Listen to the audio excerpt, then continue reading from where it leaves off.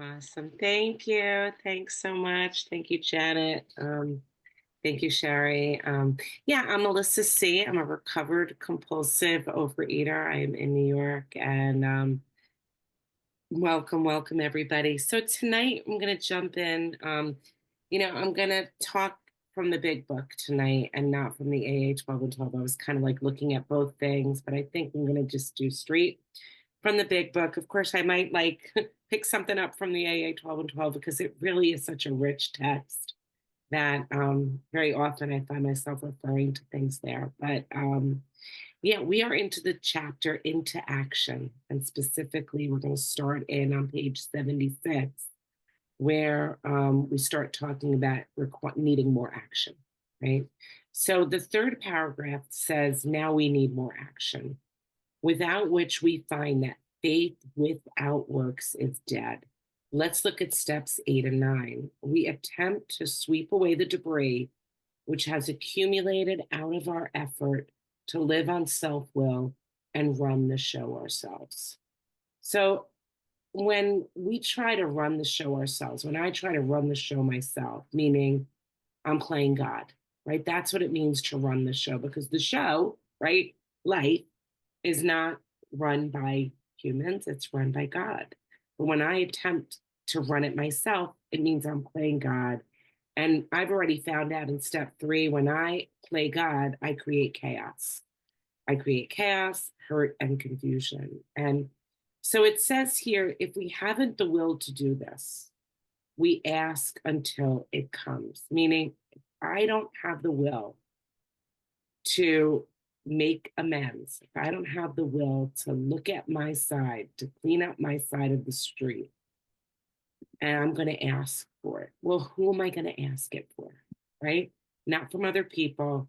Asking in our program, asking in this text means prayer because that's what it means to ask.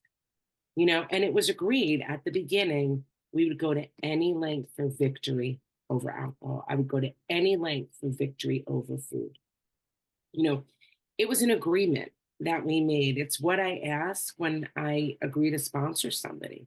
I ask them, are you willing to go to any length? And if you look back on page 58, it says very clearly, if you have decided you want what we have and are willing to go to any lengths to get it, then you're ready to take certain steps. And this is one of those steps. So oftentimes people think at that point, what it means that you're willing to go to any length, it's, oh, I'm willing to have a weighed and measured food plan. Well, okay, that might be the beginning. Or I'm willing to go to a certain number of meetings or call my sponsor at a certain time or do assignments or make those outreach calls. Okay, that might be supportive actions. We call them like the handrails for the steps, but those are not the steps themselves, right? So I'm ready to take certain steps. This is one of those steps that we're really talking about. And in the fourth paragraph, it says, probably there are still some misgivings. So, what is a misgiving? A misgiving is a feeling of doubt or apprehension about the outcome or consequence of something, right? So when I have doubt and apprehension, it's because I'm concerned that there's going to be a consequence for making this amend, which might not go so well for me. I'm like, I don't know if I'm going to like how this is going to go. But keep in mind that I'm no longer running the show. Then I don't really, if I really keep that in mind, then I really don't have to fear what the possible outcomes are. Because outcomes are that's like running the show, how it turns out. Trust and reliance on God is what's critical here. And I could look back at my third step promises. And that's why I think it's so important that we do the steps in order. Like we don't jump in and start making amends or day before we've taken the steps. Because in step 3, I'm told, right? if I'm afraid. Here I get page 63, being all powerful. He provided what we needed if we kept close to him and performed his work well.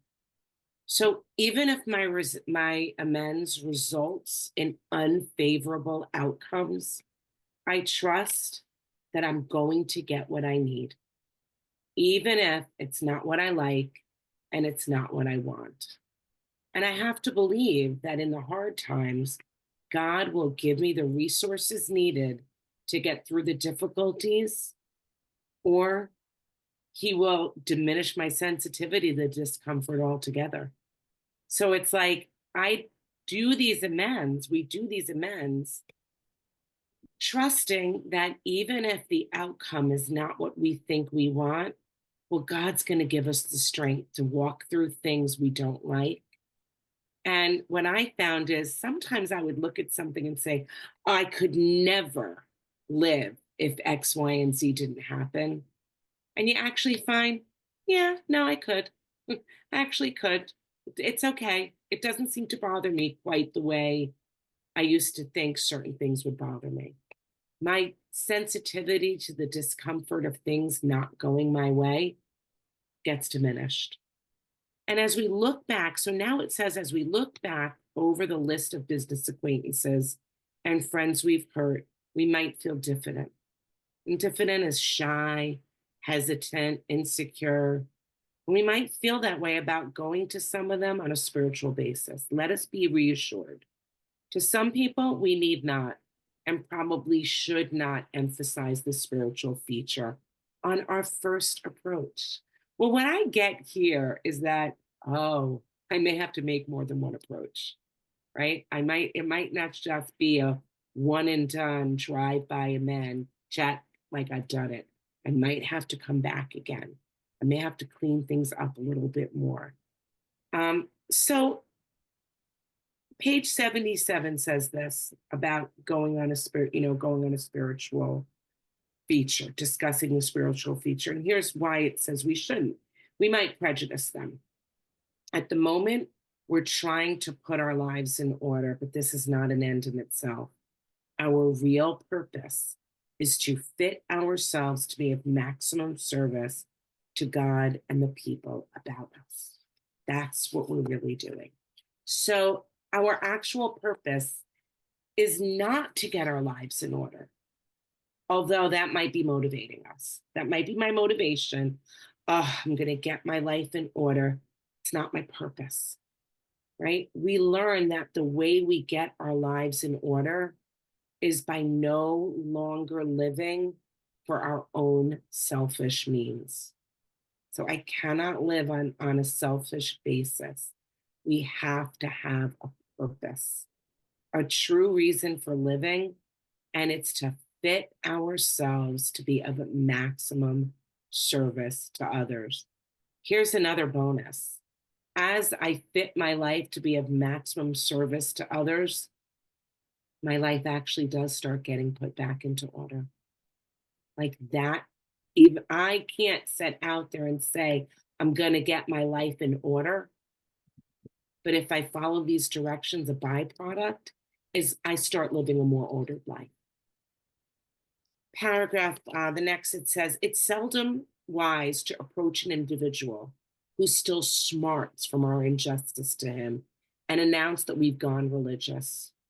Why lay ourselves open to being branded fanatics or religious bores?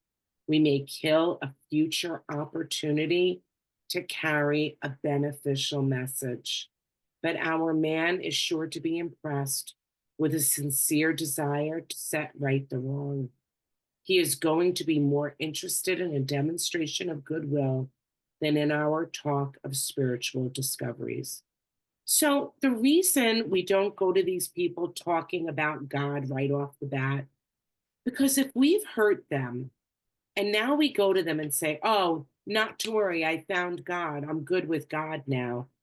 Well, they won't necessarily see us as being sincere. And I can't be useful to somebody if they disregard everything I say because they don't think I'm being honest, truthful, sincere, or they think I've gone a little crazy. They're not going to take me seriously, and they might feel offended that we believe we're good with God now after all this pain we've caused them. It's like they might believe, oh, so now my pain is irrelevant because now you're good with God. So I think we have to be very careful when we go there declaring that we're right with God now. I think more importantly is we let our actions show that we're living in a way that demonstrates rightness with God, with what we believe God would like us to do. And the first paragraph next says, we don't use this, though, as an excuse for shying away from the subject of God when it will serve good purpose. We are willing to announce our convictions with tact and common sense. So, yes, we can freely talk about God if it's going to serve any good purpose, but we use common sense here. And really, more than talking about God, is the demonstration. I need to demonstrate, show through my behavior, God's presence. If I go up and I start behaving in a way that is godly, is kind, considerate, loving, and then I speak about God, well, then of course I am a wonderful agent for God. I am a worthy representative of God. But if I just show up saying I'm here to do God's work, I'm here on a mission, and I step all over people's feelings and I don't consider them and clean it up appropriately, then I have not been a very good agent for God, right? In the next paragraph, first paragraph here, it says, the question then of how to approach the man we hated will arise. It may be he has done us more harm than we have done him. And though we may have acquired a better attitude toward him, we are still not too keen about admitting our faults. Nevertheless, with a person we dislike, we take the bit in our teeth. So, if you take the bit in your teeth, you do it decisively, not being controlled by your feelings about what was done to you, not being controlled by your opinions of this person, but you take the required action. And then, in the big book on page 77, the first paragraph says, yeah, it's harder to go to an enemy than to a friend, but we find it much more beneficial to us. Okay, so what do they mean by beneficial to us? What's the benefit we're looking for? What is this whole program about? Well, the benefit that we're after is a relationship with power, is a relationship with God. That is the purpose of these steps, so that I can form my own relationship with God. And so it's of greater benefit when I make hard amends. And what I found is that my relationship with my creator strengthens when I rely on him, right? It's like it's like a friend, like a real friend. When do you find out a friend is a real, true, reliable friend? When you rely on them, when you need them, when you're pressed, when you're going through hard times. I find out a friend is worthy of my trust when I need that friend, and I find out that they are in fact there for me. And when I'm in a difficult situation and a friend shows up and is reliable, what happens is I feel closer to that friend. And that's how it is with my relationship with God. And I'm just going to, sort of, I have this practice that I've done when I've had to make a difficult amend and I want to feel God's presence with me. Or if ever I'm in a situation and I really want to feel sort of a physical manifestation of God's presence with me, I think about it like this. I've been in situations where a friend is sitting next to you and someone is saying something or doing something that's disturbing. And I've made a decision that I'm going to keep my mouth shut. I'm not going to go crazy. I'm just going to sort of stay in my own lane. I'm going to do the right thing. And I've had that friend kind of give me like a loving kick under the table, like, I'm here with you, right? I'm right here with you. Not meanly, not laughing at the other person, but sort of a physical reassurance. And when I've had to make a hard amend, I have taken my right foot and I've put it on my left foot and I've just sort of put a little pressure there. And for me, it's a reminder that God is right here with me as well. I can ask for God's strength, and I can feel, God with me, even when I've had to make those difficult amends. And it's what, for me, it was just like a little tangible, physical kind of reminder that I'm here on a mission and that God has my back on this mission. So page 77 says this: we are there to sweep off our side of the street, realizing that nothing worthwhile can be accomplished until we do so. Never trying to tell him what he should do. His faults are not discussed. We stick to our own. If our manner is calm, frank, and open, we will be gratified with the result. So when I make an amend, I only focus on my faults. And we call this, it's got a name. It's called a clean amends. It's clean. So what I found out is that most of the time, my amends need to be a lot shorter than I used to think. I don't need to write a book to make the amend, because anything after I deeply regret my behavior, here's what I'm hoping to do to clean it up. Is there anything else that you think, I should address? Please tell me. Anything really outside of that, what I'm starting to do is make excuses for my behavior. I have to be very careful. What I found is when I go on and on, I am sort of explaining away why it was okay in my book, why I did whatever it was I did. So I try to be not dismissive, but short with the amend. It's quick.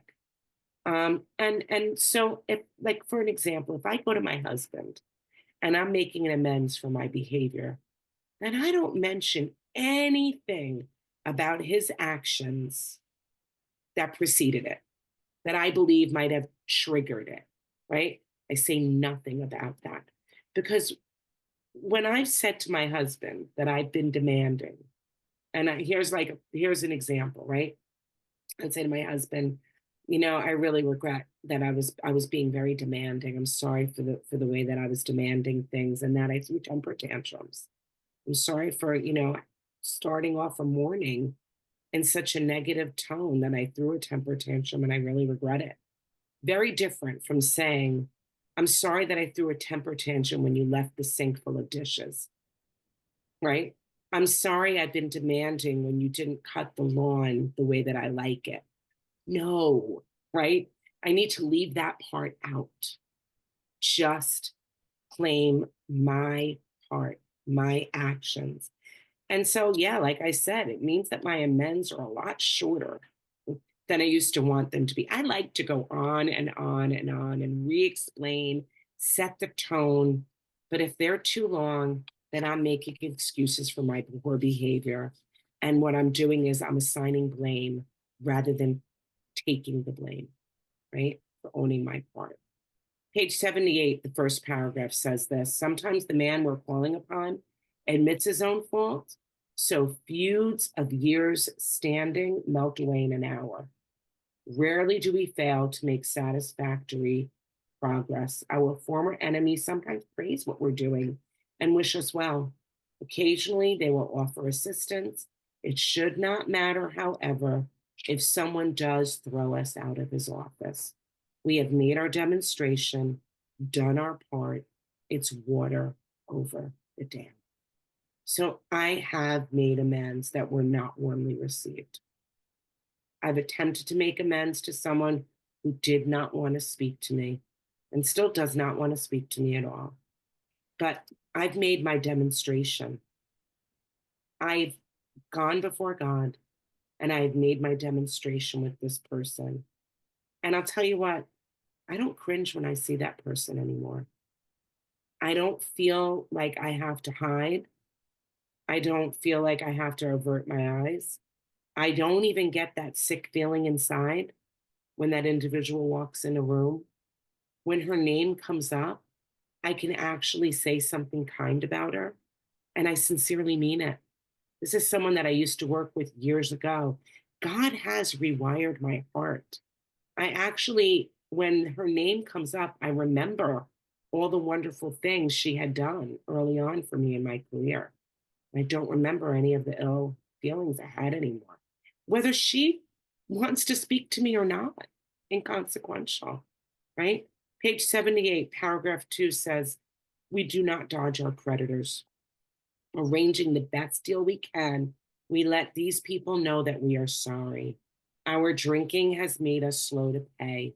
We must lose our fear of creditors, no matter how far we have to go, for we are liable to drink if we are afraid to face them. We already know fear is evil for us, and so we cannot live in fear. I don't believe God wants us. I don't believe God wants me to live in fear. So if I owe money, if you owe money, if you got a credit card debt, or you've got bills and you're ignoring them, here it says you can actually call up the banks. You can actually contact your creditors and make a fair deal with them. Make an arrangement for how you're going to pay them off. I've worked with lots of people who have done this very thing. I have set up for myself payment plans for how I was going to pay back certain money. You can do wonderful things. I'll give you like little nuts and bolts, like real things you can do. You can go into Zelle or any of those other automatic electronic things if that's how you choose to bank, and you can set it up so it predictably comes out on a certain date every month, right? Or every other week, whatever it is. And then you can clearly go to that person or that creditor and say, here's what I am capable of paying at this time. I deeply regret, you could say that I took money or I borrowed things without paying. And then, the most beautiful thing is that rather than words, the money starts getting in their account rather than mine. And that, if you want to talk about demonstration for God, nobody's interested, in my experience, of hearing me go on and on for God if I still owe them a lot of money and I'm not making good on it. People are much more inclined, if we want to be wonderful agents, they're much more inclined to believe what it is that I am representing when I am a good representative, when I clean up my debt. And I think what a beautiful thing is when you start behaving that way and the phone rings, you don't have to hide like a prisoner in your own home. You can actually answer the phone. What a beautiful way to live, that we're not supposed to have to hide and pretend that we're not home.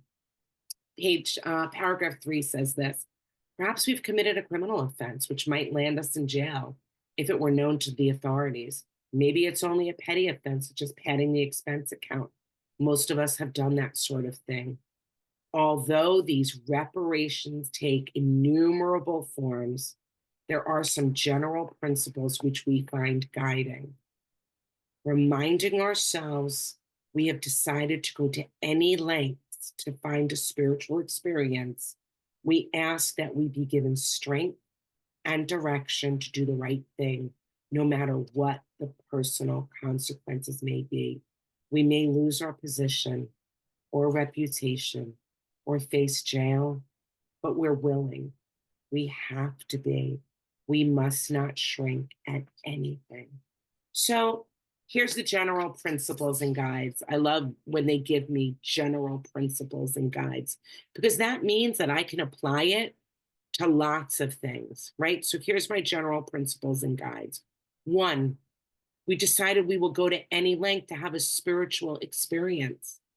Remember, we're saying that our relationship with God is first, that we will go to any length to cultivate and grow a relationship with God. 2, well, we pray for strength and direction to do what's right. So I'm willing to go to any length for a relationship with God. And then what do? I go to God and I ask God, give me strength and give me direction. Show me what's right. Help me do what's right. 3, we're not focused on our personal consequences. And 4, Even if we lose our reputation, it says or freedom. We actually would sooner go to jail than shrink, right? Than drink, than eat. And I think about it like this, I'm very careful. I never tell anyone else what they should do.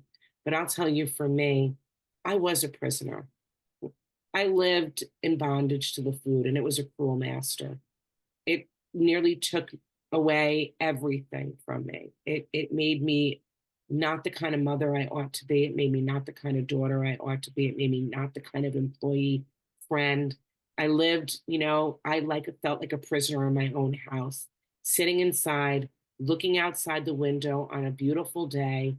I had the keys to walk right outside my door, but I was enslaved. And I would look outside my house like a prisoner and look outside the window and say, someday when I'm thin off, someday when I'm thin off. But the truth is, it really wasn't someday when I'm thin out. It was, I can't leave this house because the food is demanding that I stay home and eat. That was the truth. So I was a prisoner, right? I was already living in bondage. And, my reputation, well, reputation, for me, I did have to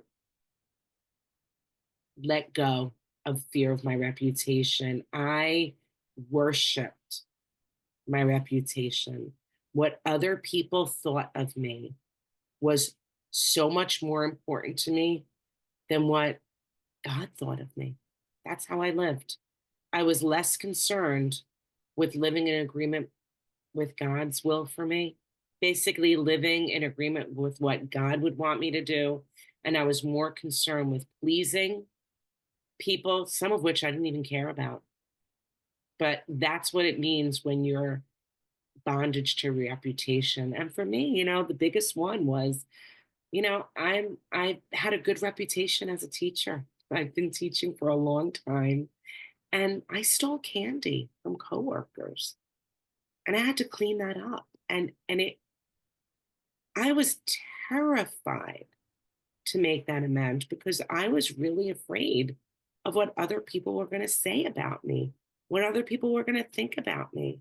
And what I found out is that my integrity is so much more valuable than protecting an image. Basically, an image that I didn't feel worthy of, right? An image what other people saw of me that I didn't even believe about myself. And so today I am much more happy to live with integrity than a reputation. Um, I had to make that hard amend. And it scared me because I was afraid when I went to that coworker. I had a whole story in my head. I had misgivings. I had a story in my head. She had a lot of friends in the building. And I said, in my mind, she's a gossip. She gossips all the time. That was the excuse I made because I didn't want to do what I didn't want to do.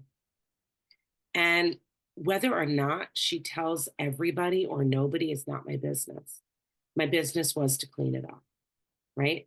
Now, today, I have no idea whether she told not a soul or whether everybody in that building knows. And it doesn't matter. It doesn't matter to me because that's not my master. When anybody thinks of me as not my master, the day I told her, I felt like I floated on air, like my feet didn't touch the ground. I felt the nearness of my creator with me. I felt God with me. I felt God saying, all right, so you messed up and you're not going to repeat it. And that's really what I felt. You know, page page 80, paragraph 4 says this. He saw that he had to place the outcome in God's hands, or he would soon start drinking again and all would be lost anyhow. So this is why we're doing all this, isn't it? Because we have no options. I had no options. I am someone who requires a miracle. That's what I say. My early step one understanding was that I needed a miracle. Well, people who need miracles, they're willing because they don't have any other options but a miracle. And we have a step by step set of directions, this being a very important one, to receiving a miracle. So I knew that I was going to have to clean that up no matter what, because it wasn't if I was going to return to the food, but rather when. It wasn't going to be if, it was going to be when. My willpower was going to run out. Page 81 says this, but drinking does complicate. Now it's going to talk about sex relations. And so I think rather than get into the nuts and bolts of sex relations, because this is an area that I'm on a workshop right now with over 100 people. And I've also believed that while I don't have to be ashamed of anything I've done or haven't done, I believe that I have discretion and I have the right, we all do have the right. We're told to tell someone. We tell someone, not 150 people if we don't have to, right? Um, but I think that there are general principles here that are worthy, right? And for me, I'll tell you one thing is I don't tell things that would make my husband or my family uncomfortable about hearing. Therefore, I wouldn't like get into the nuts and bolts of any sex conduct on here. I just don't think it's respectful to a marriage, to my children, to my husband. But there are general principles here that I think is important. But I will also say that I did disclose everything that needed to be disclosed with my sponsor, because I do believe in telling someone who could give me excellent advice and guidance. But there's some talk here about it's not so cut and dry what we do when we get out there to make amends. We have no right to involve another person. If we're sorry for what we've done and God willing, it shall not be repeated. More than that, we cannot go. We have no right to go further. Though there might be justifiable exceptions, and though we wish to lay down no rule of any sort, we have often found that this is the best course to take. And page 82 says this, perhaps there are some cases where the utmost frankness is demanded. No outsider can appraise such an intimate situation. And again, I think that's why it's very important that we have already turned our will and our life over to the care of God long before we do this work.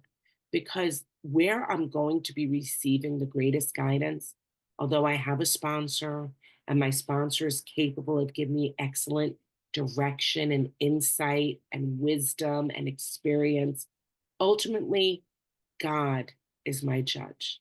And God will help each and every one of us in these situations, and so we're told each might pray about it. We pray about it, having the other one's happiness uppermost in mind, keeping it always in sight that we are dealing with that most terrible human emotion, jealousy. Good generalship may decide that the problem might be attacked on the flank rather than face to face combat. So we learn in our inventory process that we treat sex like any other problem. We're actually told that we treat it like any other problem. Basically, sex relations and issues of infidelity are tricky areas. There are no absolute rules about what can a person reveal. If it's going to implicate another person, we must have their consent. If we're going to tell someone something that will cause them pain, then we think before doing this. We don't purposefully hurt other people. What's essential is that we keep other people's happiness uppermost in our minds. We think about other people, how it will make them feel. And what that section for me also makes me think about is gossip, because it says we treat sex like any other problem, right? And so I often think about gossip as like it's a form of infidelity. It's a form of sneakiness, of dishonesty at the expense of another person. And the person might not have a clue that we've spoken poorly about them.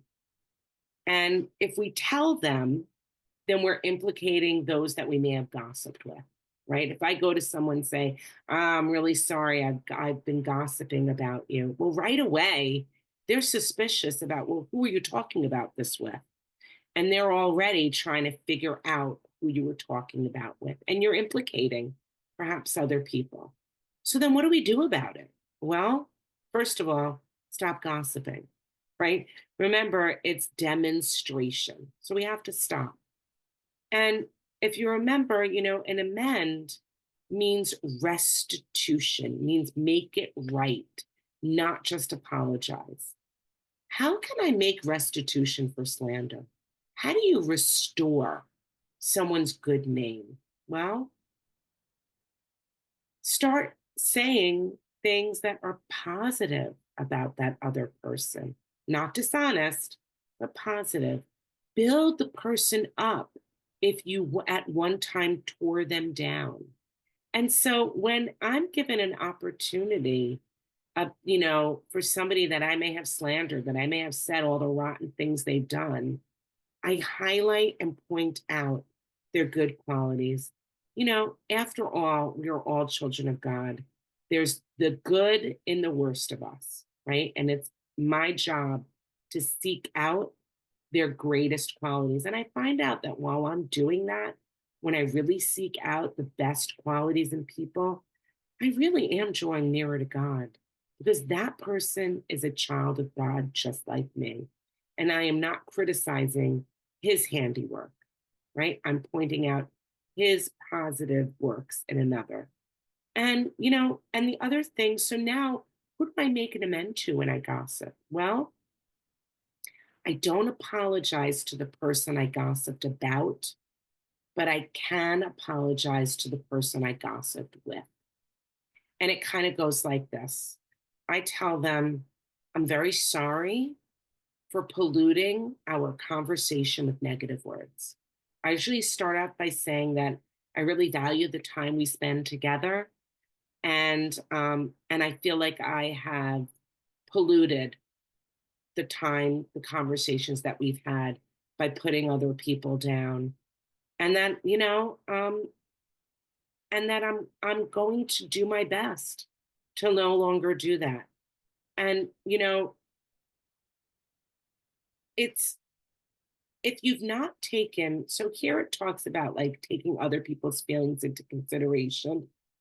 Well, if you haven't taken other people's feelings into consideration, then start by demonstrating fidelity, loyalty.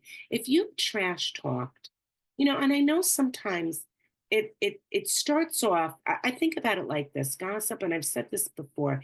It sort of starts off seemingly harmless. I always say it's like eating potato chips. Like you take one or two and you think it's delicious, it's just going to be a bite, and then it takes on a life of its own, and it doesn't stop until you feel sick and greasy. And so oftentimes I have found sometimes people get together and one mother might say something in the spirit of connecting with another woman, a little not nice about their own child. And then it's sort of like the other one jumps in. Or people have done it about their spouses. Someone will complain and say, oh, my husband is such a pig. He leaves such a mess around. And then someone else jumps in. And before long, you are taking these people that you love and you are talking about them poorly. And I've done that. And so, how do you clean that up? Well, you stop. You stop because if this is your family, if this is your partner, if this is your coworker, if this is your colleague, then you are supposed to demonstrate fidelity to them, honor to them, a sense of loyalty to them, right? To build them up, to speak positively. And, here it's going to talk about if you've got no such complications, then there's plenty you can do at home. Sometimes we hear an alcoholic say that the only thing he needs to do is keep sober. Well, certainly he must keep sober, for there will be no home if he doesn't. At this point, I would say and you're making your amends, you've already stopped making your families kiss your feet just because you're not eating. It's like the whole world does not have to walk around, "Oh, Melissa, you're not eating," right? Or anybody, "Oh, you're not eating." My family, I have to say, they don't really care. I mean, they do, but they really don't, what I eat and what I don't eat. But what truly impacts them is how I am behaving, right? Am I behaving in a recovered and healthy manner? And the alcoholic is like a tornado roaring his way through the lives of others. Hearts are broken, sweet relationships are dead, affections have been uprooted, selfish and inconsiderate habits have left the home in turmoil. We feel a man is unthinking when he says that sobriety is enough. He is like the farmer who came up out of his cyclone cellar to find his home ruined. To his wife, he remarked, "Don't see anything here the matter, Ma. Ain't it grand the wind stopped blowing?" So, no, our abstinence or sobriety is not enough. The house that's been destroyed, well, it was destroyed by me. I was destroying the house. And so now, whose job is it to pick up the mess? Well, mine. And it's unkind to pretend that I don't see the mess that I've made. And yes, there's a long period of reconstruction ahead. We must take the lead. A remorseful mumbling that we're sorry won't fill the bill at all. We ought to sit down with the family and frankly analyze the past as we now see it, being very careful not to criticize them. Their defects might be glaring, but the chances are that our own actions are partly responsible. So we clean house with the family, asking each morning in meditation that our Creator show us the way of patience, tolerance, kindness, and love. So when we make these amends to our family members, especially, I would say, especially our kids, we are to take complete ownership for our actions. And my experience has been that sometimes our children feel like when we make an amends to them, we're saying that we did a poor job of parenting and that they're the byproducts of our poor parenting. And so I think this is one amend I have to be very careful with. I think it's best for me to tell my children, I tell them this, that I was so fortunate that God saved them from my mistakes and that I regret not assisting God in his work, that they have turned out beautifully. And I only wish that I had had more of a hand in the work that God did with them. But I believe that God stepped in where I failed to, and I wish that I would have stepped up more. And I can clearly say what it is I regret doing or not doing. I ask them if there's anything else that I've done that's hurt them, that I don't point out their imperfections, right? The spiritual life, it's not a theory. We have to live it. Unless one's family expresses a desire to live upon spiritual basis principles, we think we ought not urge them. We should not talk incessantly to them about spiritual matters. They will change in time. Our behavior will convince them more than our words. We must remember that 10 or 20 years of drunkenness would make a skeptic out of anyone. And I have to tell you that, the miracle of not just making an amend, but living in agreement with the amends that I have made have done wonders for my relationship, especially when my children are concerned. I cannot believe the work that God has done with them. And I know 100% that it is a direct result from the instructions that I was given in this book. I did make amends to my children, and then I have done my best to live in agreement with those amends. When I make mistakes, and I do, I clean it up right away with my children. I think one of the most beautiful things that a parent can do is teach a child what it means to take responsibility when they mess up. And it's not me just telling them, you need to take responsibility when you mess up, but me modeling it for them.